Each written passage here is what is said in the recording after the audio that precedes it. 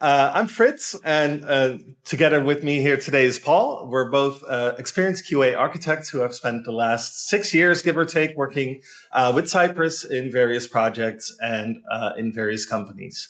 And between the two of us, we've seen both the good, the bad, and the ugly, and the many skeletons in Cypress implementations across those different teams and organizations.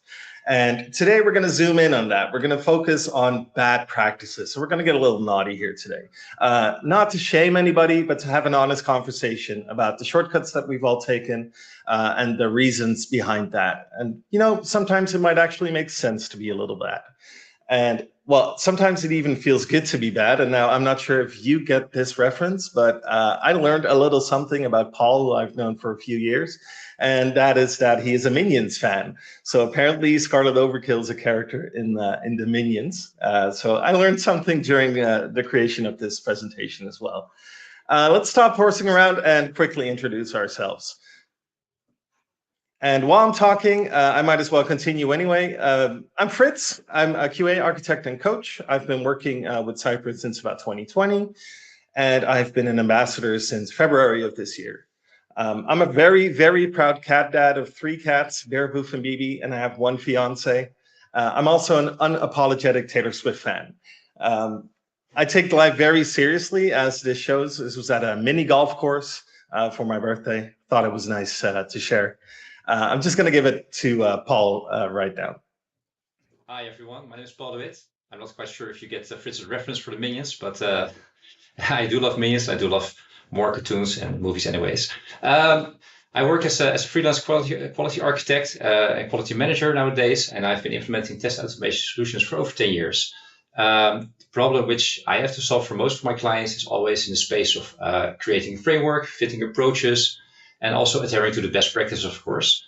Like Fritz, I'm also a proud cat dad, but I also have some kids. I'm also a proud kid dad, and I do love music as well, but more from a DJ perspective, but we're not going to dive into that today, because I'm very excited to talk about the bad practices, and that's actually the reason why we're all here, of course. So let's be honest, who has never taken a shortcut because of time pressure? Well, I know I have. Yeah, exactly. I mean, we've all been here. The sprint is ending, stakeholders are breathing down your neck, and you need your tests running yesterday, actually. So in these moments, the right way often gets thrown out of the window, and it's more about putting in your miles and reaching the finish line. And I'm very curious, do you recognize this as well? Because we want to hear from you guys as well. We want to know which best practices you like to break. So we set up a poll for you to fill out, so please do, and we will engage with the results later on in the presentation to also discuss your stories a little bit. But before we're going to do that, we're first going to have an open discussion about these situations with real life examples from our own experience. And through the talk, each of us tells a short story about the what and the why. So let's go. Let me ask you, Fritz, what is your favorite bad practice? Oh no, you're putting me on the spot here, Paul. I would definitely say my favorite bad practice would be to use constant lets instead of the cy fixture and the aliases that are available to us within Cypress. And the reason for that is that, you know, while aliases are very flexible, sometimes it really feels more intuitive to me, being a programmer as well, to quickly just write a let or assign a value to a let. Rather than using an alias. Yeah, I can see that. I understand it feels very intuitive, of course, but from your experience, are there specific gains or any downsides? I can imagine something about readability for test scripts, for example, or. Yeah, my code, the upside is that my code is about 69% more awesome. The downside is that you lose a couple of things like Cypress logging, retriability, and well, you're no longer adhering to the best practices, of course. So you throw that out of the window when you start using constant lets. How about you, Paul? By the way, we're focusing on me right now. What is your favorite? Well, my favorite, I had to think about it, but I'm not proud to admit that I have always been a big fan of using small test cases when using Gherkin in end-to-end tests.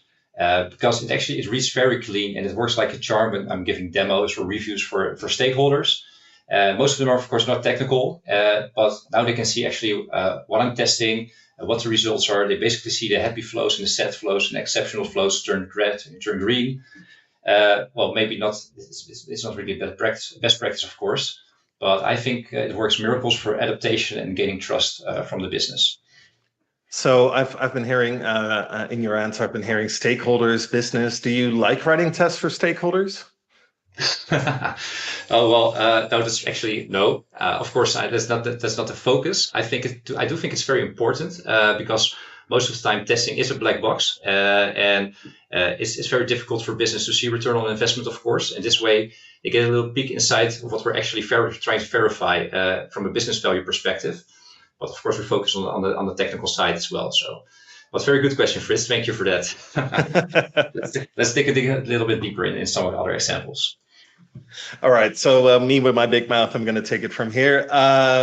Not every project that we work in is ideal. There are a lot of reasons why we want to throw our best practices and our best intentions right out of the window, or stuff that we come across that we have to work in.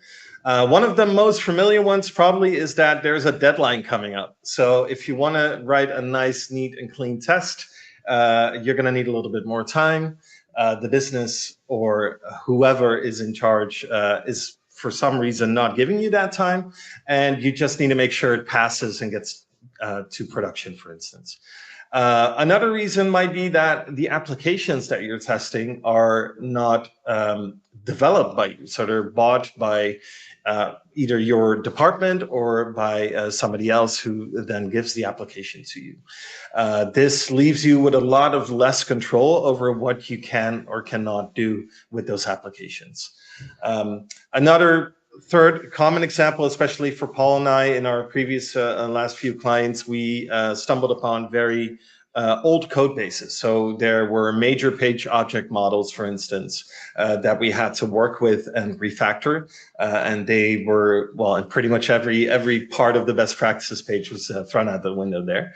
And one more I'm just going to leave you with is that people don't always understand the value of writing test automation in a unified way or in a best practices way. So you're constantly having to defend why it takes time to do something, why you want to do it in the best practices way rather than an existing way, for instance.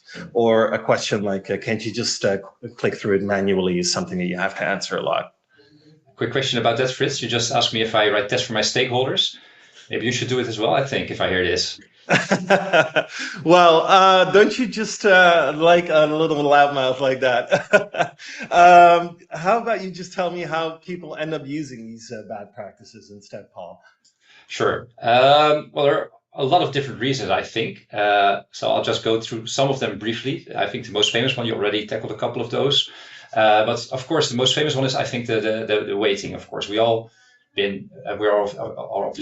familiar with the Selenium framework. Of course, creating hard waits, waiting for seconds for functions to end, and you still see people do that in Cypress test code bases actually. So that's actually a big one, I think, and it's very easy, of course, to work around. You've got, of course, the cy.intercept, which everybody knows, but even in filling out forms when there are no intercept calls or whatever, you can always change the way you fill out the different fields to make sure that you have enough waiting time, so you don't need a hard wait for that sort of thing. Of course, there are also what you said, like legacy code bases, monolithic applications, Oracle form type of based applications are still running everywhere, and that's actually quite difficult. So if you're already in the position to use selectors, they're probably very brittle. Otherwise, you can always try to test it through APIs or other smart scripts like Linux scripts, for example, or whatever. But it will only can only come so far, so you won't check the complete application. You cannot verify everything. And another very important one, I think, is actually the lack of Cypress knowledge, actually, because Cypress works, from my perspective, different than most testing tools. And I come across a lot of organizations when they have started using Cypress, but they use it the way they use all other frameworks. So what they do, they'll install it in their code base. They'll create an object-oriented framework around it, use patterns like page object patterns, that sort of thing.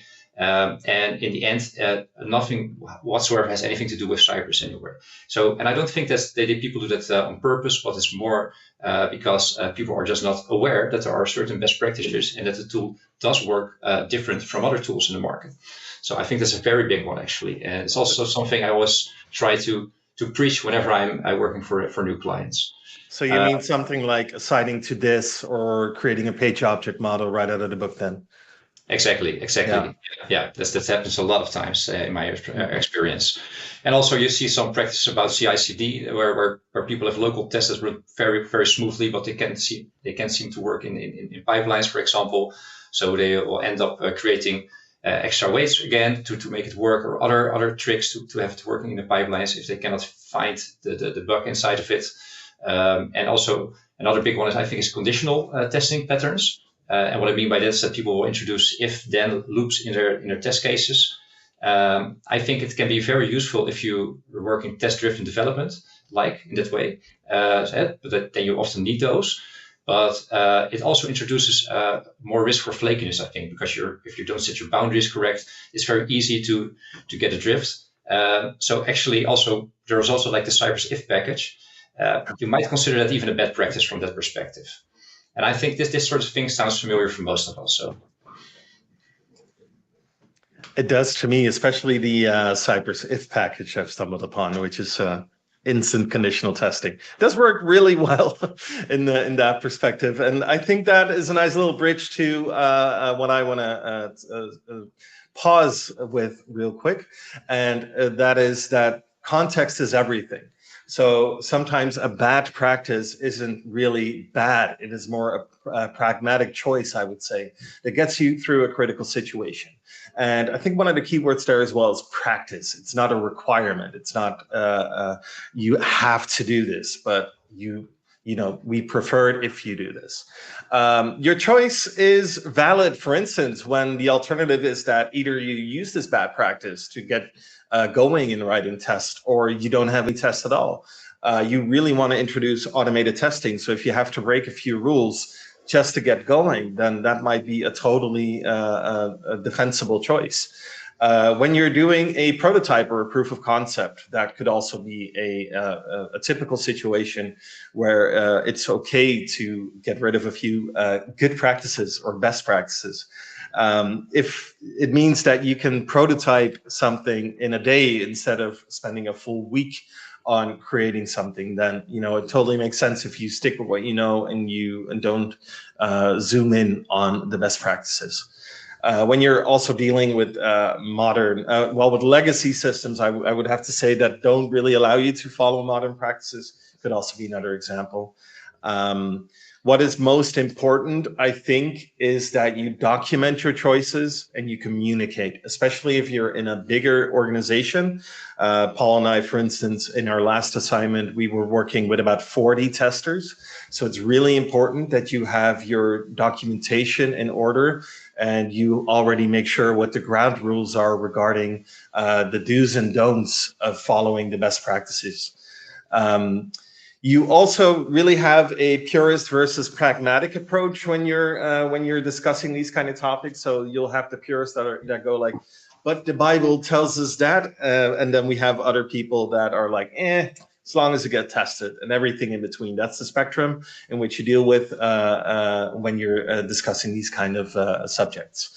And just for some examples, let's switch to one that I have found, and I hope it's legible for everybody. We tried to put some code examples in the presentation.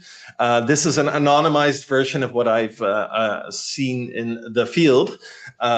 It would be way more complicated than this. So we would have a few extra classes around this. It would be a page object-like model that ended up usually having a one-liner. So in the constructor from line 23 to 29, there would be a should be visible check, usually on a menu item or a label or something, just to verify that we're on the right page.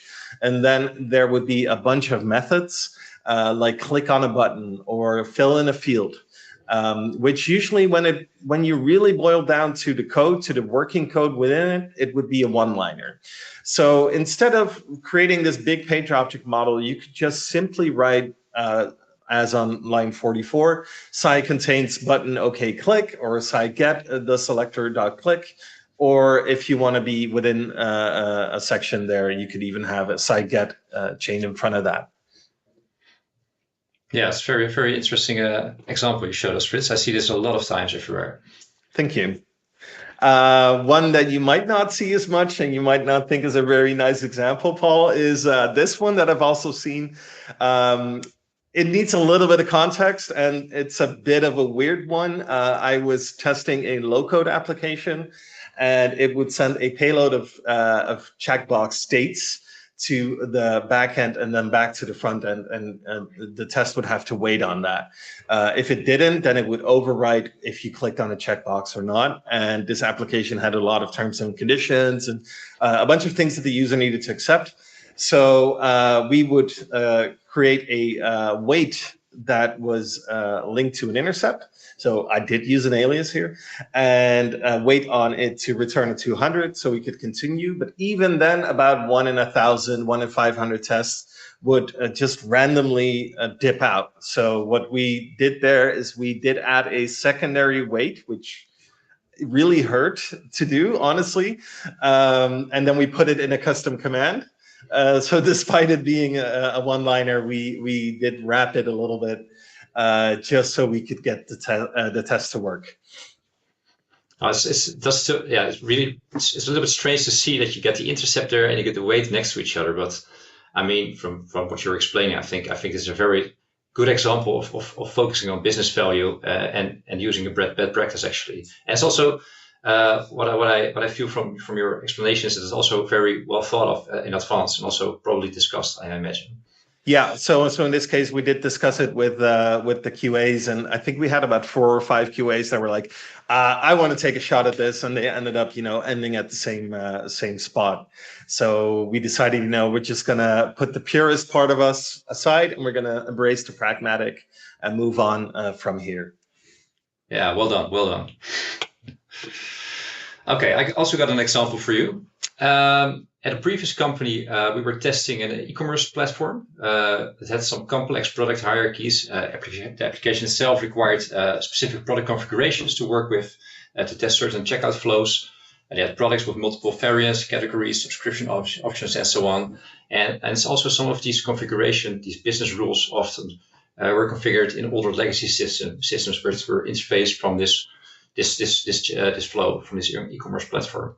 So what I did there, because I was not in control of the database, I introduced data generation through running tests.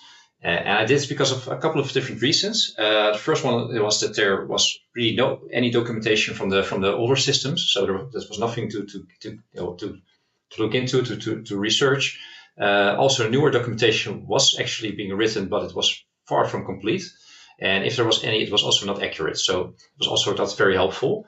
And because a lot of stuff was in older systems, database access was also difficult to attain because it was a multinational company. They had different labels, so it was quite difficult to achieve. But also, those databases had configuration tables in them for different applications as well.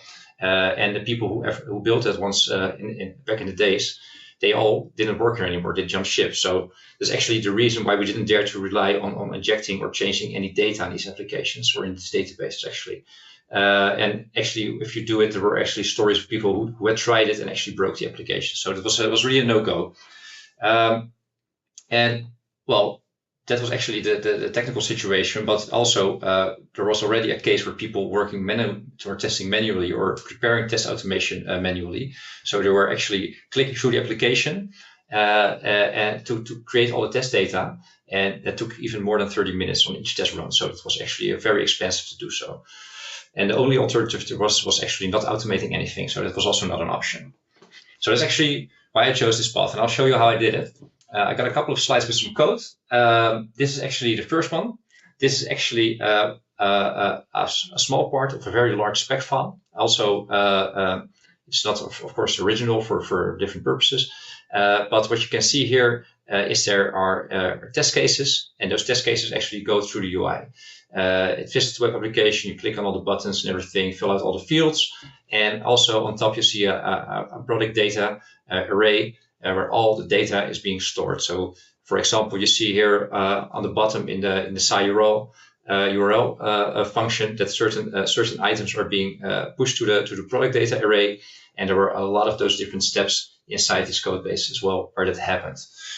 So it was very long, very complex. It was like 100, maybe I think it was even 1,000 lines of code just for creating the test data in this case. It was a lot. This is still the same spec file. I mentioned earlier that I do love small, tiny test cases. So this is actually what you see here as well. And I did this for different reasons. Because, well, what I said earlier, it does help for readability. And although this was not for the stakeholders, it did help me navigating through the complexity of what I was creating here. Because, of course, this is very much a bad practice.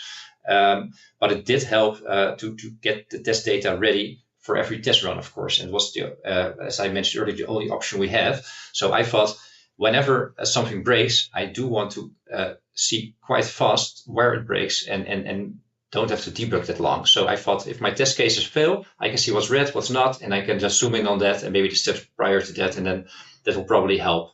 So I also chained those tests within the same spec together as well.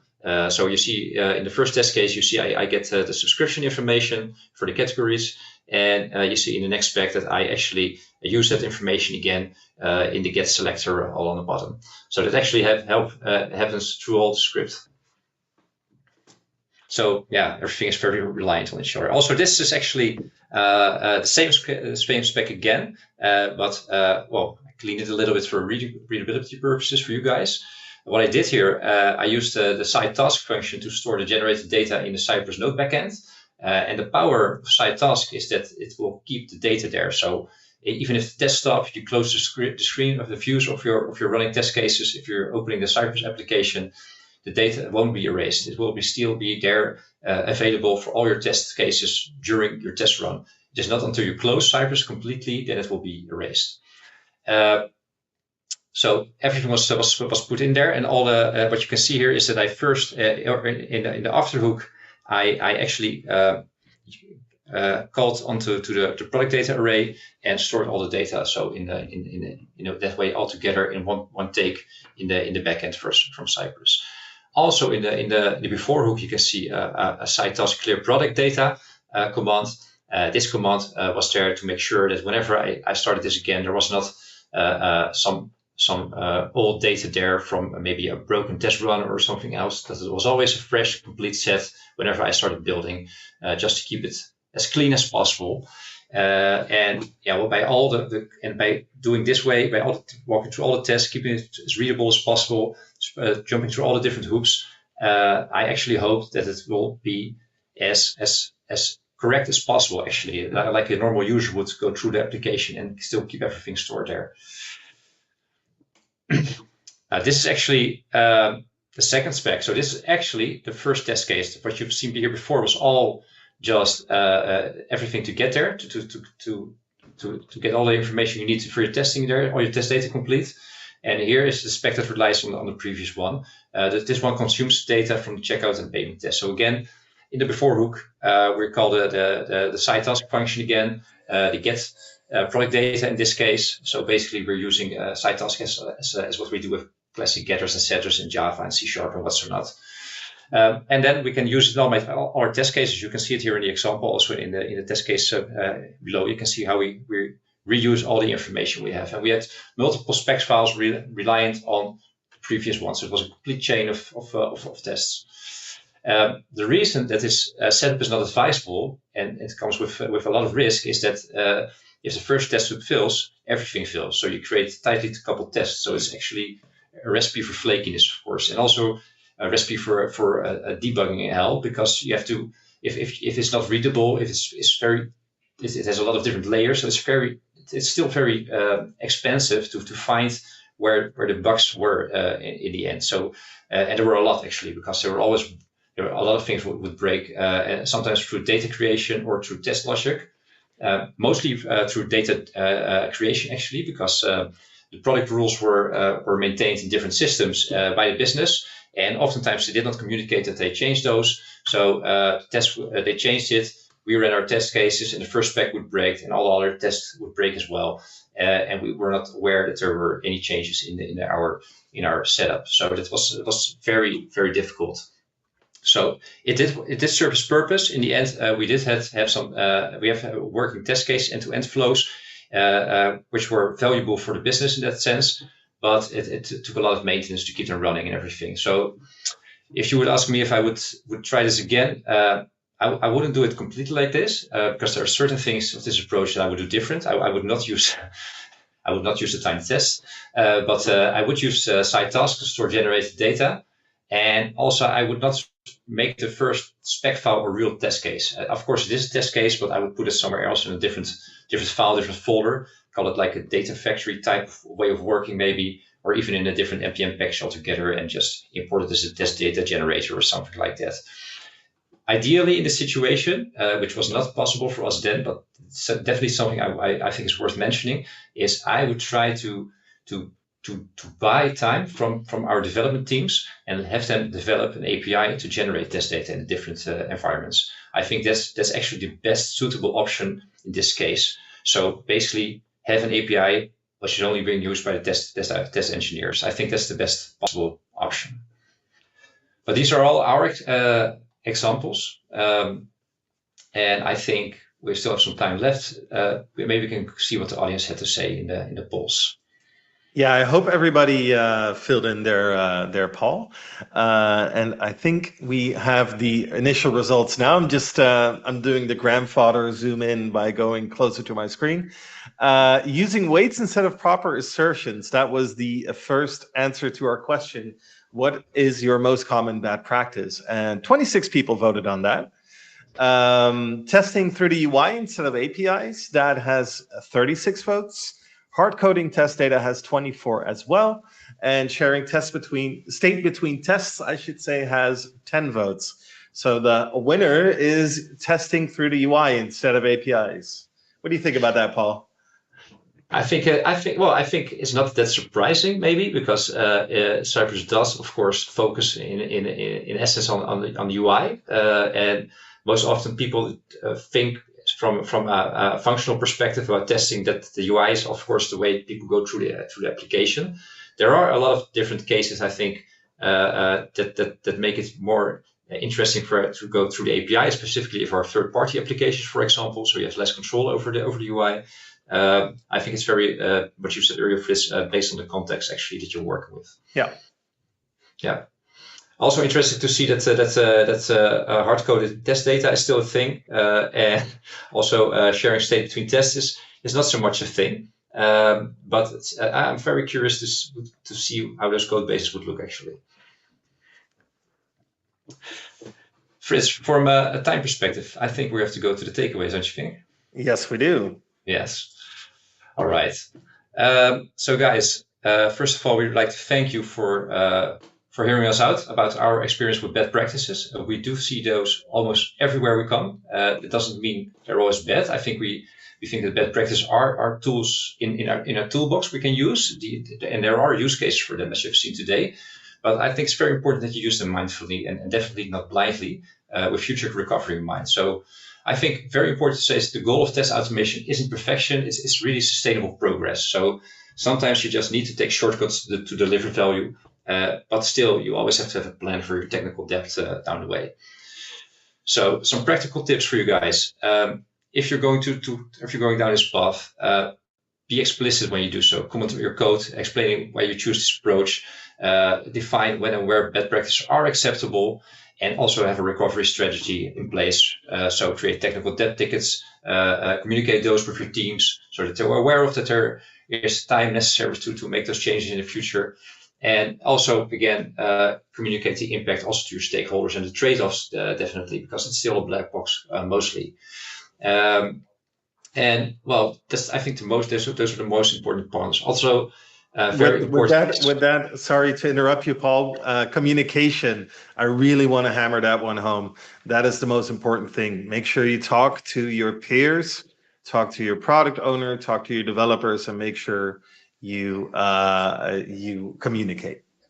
Yeah, but also that's exactly right, Frits. But I also think that you have the culture, the working culture, and the ethos there that you can talk about those things, that you can be vulnerable in a sense about the way of your work and how you approach the situation. I think it's very important. Also, it's actually a cultural thing, so it's very sometimes difficult to attain, but it definitely needs explicit attention for that. So I think those are the most important things. So in short, don't let perfect be the enemy of good. Document your decisions, plan for recovery, and talk to your team. And sometimes just take shortcuts because it's better than no test at all in the end.